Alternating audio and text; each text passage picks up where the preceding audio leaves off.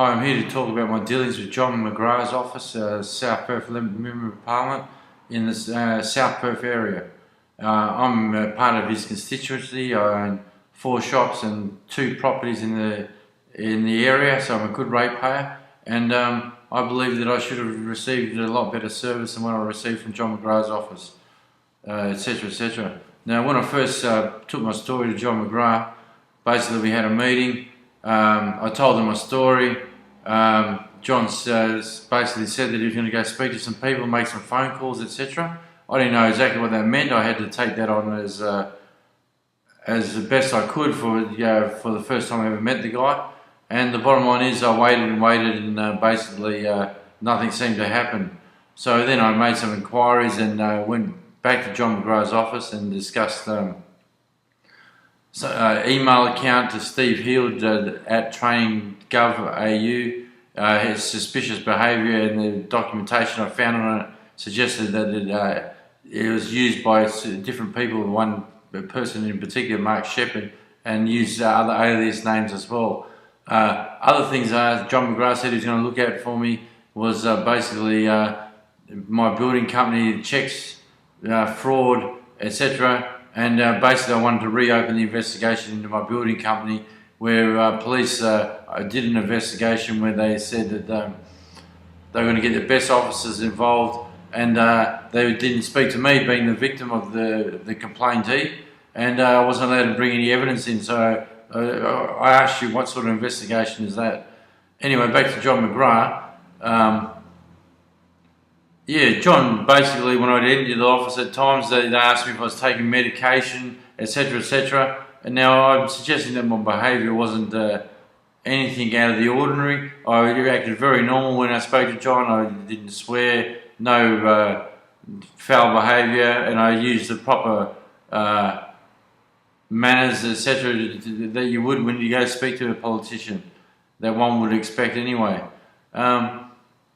Then basically what happened was John McGrath felt wasn't doing anything for me. He was treating me like a child, and basically continued to go down the mental illness path while I was telling him that and taking evidence to him to prove that basically I don't suffer from mental illness and I'm dealing with major corruption, to discredit me and from my corruption claims.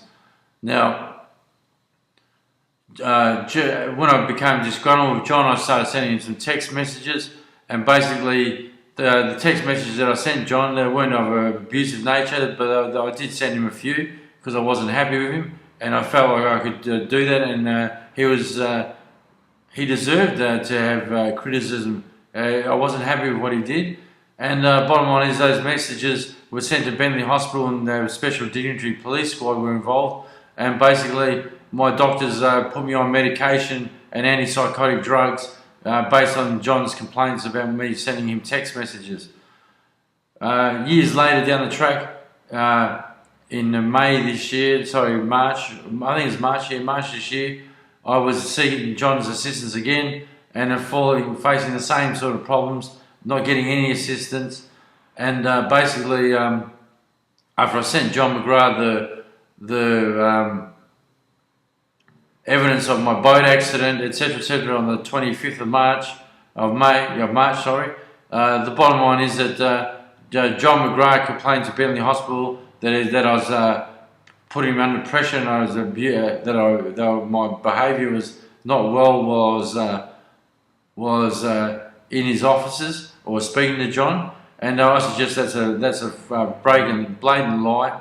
And the bottom line is that all those interviews and meetings that I had with John McGrath at this time, and the reason why I was institutionalised again and forced to be put on medication again, was based on John's opinions and his staff. Now, the bottom line is that I have all those meetings recorded, and if you play them, it's quite clear that I do not use any abusive behaviour, or my manners are